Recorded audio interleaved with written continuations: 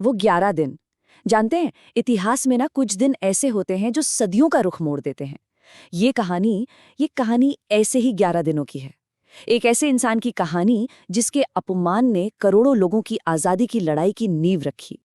तो इस कहानी की शुरुआत होती है एक अजीब सी एक चौंकाने वाली बात से। जरा सोच कर देखिए, कोई अमेरिका और लंदन की टॉप यूनिवर्सिटीज से पढ़कर लौटा है।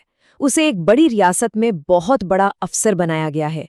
लेकिन ऑफिस पहुंचकर उसकी सबसे बड़ी चुनौती उसका काम नहीं, बल्कि सिर्फ एक ग्लास पानी बन जाती है। हाँ, ये सच है। ये डॉक्टर भीमराव रामजी आम्बेडकर के जीवन की वो सच्चाई थी जिसका सामना उन्हें बड़ौदा लौटने पर करना पड़ा। तो जैसा कि अक्सर होता है, इस कहानी की शुरुआत भी बड़ी उम्मीदों के साथ हुई थी। डॉक्टर अंबेडकर विदेश से अपनी पढ़ाई पूरी करके भारत लौटे थे और उनकी आंखों में एक सपना था, देश के लिए, समाज के लिए कुछ करने का। और देखिए, उनकी काबिलियत पर किसी को कोई शक था भी नहीं। बड़ौदा के महाराजा सयाजीराव गायकवाड़, उन्होंने खुद इनकी प्रतिभा को पहचाना था। तभी तो 1913 में उन्हें कोलंबिया यूनिवर्सिटी भेजा, स्कॉलरशिप देकर। इसके बाद वो लंदन स्कूल ऑफ इकोनॉमिक्स भी गए। और जब 1917 में वो भारत वापस आए तो उन्हें कोई छोटा मोटा पद नहीं, सीधा महाराजा का मिलिट्री सेक्रेटरी बनाया गया। मतलब एक बहुत ही ऊंचा और जिम्मेदार पद। पर उनका मकसद सिर्फ एक अच्छी नौकरी करना नहीं था, बिल्कुल नहीं। वो तो अपने ज्ञान का, अपने इस ऊंचे पद का इस्तेमाल उस चीज को खत्म करने के लिए करना चाहते थे जो समाज को दीमक की तरह खा रही थी। वो थी जाति व्यवस्था। उनका एक ही लक्ष्य था, इस सिस्टम को सुधारना। लेकिन वो उम्मीदों भरी सुबह बहुत जल्दी एक अपमान भरी लंबी दोपहर में बदलने वाली थी।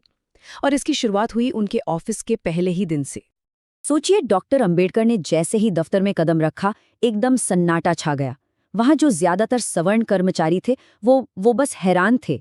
कानाफूसी होने लगी, लोग उन्हें घूर घूर के देखने लगे। हद तो तब हो गई जब किसी ने उनके डेस्क के पास से दरी तक खींच ली। और काम, अरे कोई उन्हें ये तक बताने को तैयार नहीं था कि उन्हें करना क्या है। अपमान का लेवल आप बस इससे अंदाजा लगाइए। उनका जो चपरासी था, जो पद में उनसे कितना नीचे था, वो भी उन्हें फाइलें हाथ में नहीं देता था, दूर से ही उनकी मेज पर फेंक देता था। सोचिए, उनकी इतनी बड़ी बड़ी डिग्रियां, उनका इतना ऊंचा पद, सब बेकार था। क्यों? सिर्फ इसलिए क्योंकि उनकी जाति अछूत मानी जाती थी। और ये सब सिर्फ ऑफिस तक ही सीमित नहीं था। नहीं, ये अपमान तो एक घेरे की तरह था जो उन्हें हर तरफ से हर पल कसता जा रहा था। ये कोई एक दिन की बात नहीं थी, ये तो अब रोज का सिलसिला बन गया था। दफ्तर में फाइलें फेंक कर दी जाती थीं। प्यास लगे तो पानी दूर से उड़ेला जाता था, जैसे किसी जानवर को दिया जा रहा हो। और दिन भर की जिल्लत के बाद रात को सिर छिपाने के लिए एक छत तक नसीब नहीं थी। सच तो ये है कि कुछ भी नहीं बदला था। 19 साल पहले वो एक छोटे बच्चे थे, एक छात्र जिन्हें स्कूल में पानी पीने से रोक दिया गया। और आज वो इतने बड़े अफसर थे, लेकिन पानी तो आज भी उनके छूने से अपवित्र हो जाता था।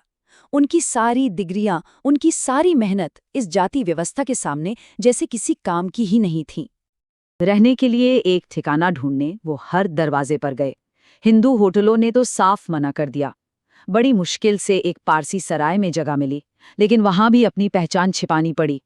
और तो और उनके जो ईसाई दोस्त थे, जो खुद को प्रोग्रेसिव कहते थे, उन्होंने भी समाज से निकाले जाने के डर से पनाह देने से इनकार कर दिया। और फिर वो दिन भी आ गया जब अपमान की ये इंतहा हो गई। बात अब सिर्फ जिल्लत की नहीं रही, अब उन्हें शहर छोड़ने का अल्टीमेटम मिल गया। हुआ ये कि एक सुबह उनकी असली पहचान सबके सामने आ गई। बस फिर क्या था, गुस्से से भरे पारसियों की एक भीड़ लाठियां लेकर सराय पहुंच गई। वो जोर जोर से दरवाजा पीटने लगे। सामने जैसे मौत खड़ी थी। भीड़ ने उन्हें सीधी सीधी धमकी दी, तुम्हारे पास 1 घंटे का भी वक्त नहीं है। रात होने से पहले ये जगह छोड़ दो, वरना लाठियों से तुम्हारा सर फोड़ देंगे। अब उनके पास कोई और रास्ता बचा ही नहीं था। ये सब कुछ, ये पूरा सिलसिला कितने दिन चला होगा? सिर्फ 11 दिन। बड़ौदा में डॉक्टर आम्बेडकर के संघर्ष के वो 11 दिन। लेकिन कहानी यहाँ खत्म नहीं होती। असल में असली कहानी तो यहीं से शुरू होती है।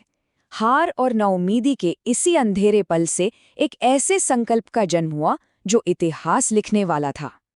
जब उन्हें सराय से निकाल दिया गया तो उनके पास जाने के लिए कोई भी जगह नहीं थी। कोई भी नहीं। वो पास के सयाजी पार्क में एक पीपल के पेड़ के नीचे बैठ गए और फूट फूट कर रोने लगे। सोचिए, एक इतना काबिल अफसर जिसे पूरी दुनिया में इज्जत मिली, वो अपने ही देश में, अपने ही शहर में बेघर था। और उसी पेड़ के नीचे, उस सबसे गहरी हार के लम्हे में, एक बहुत बड़ी, एक ऐतिहासिक जीत ने जन्म लिया। वो आंसू सिर्फ उनके अकेले के नहीं थे। उन आंसुओं में उनके जैसे करोड़ों लोगों की सदियों की पीड़ा छुपी थी। वहीं उस पेड़ के नीचे उनका अपना अपमान एक सामाजिक क्रांति की आग बन गया। वहीं बैठकर उन्होंने एक संकल्प लिया, जिसे आज हम भीम संकल्प के नाम से जानते हैं। उन्होंने कहा, मैं, मेरे 7 करोड़ भाइयों, मैं अपना पूरा जीवन उनकी गुलामी से मुक्ति के लिए लगाऊंगा और इस काम में किसी भी तरह का कोई समझौता नहीं करूंगा।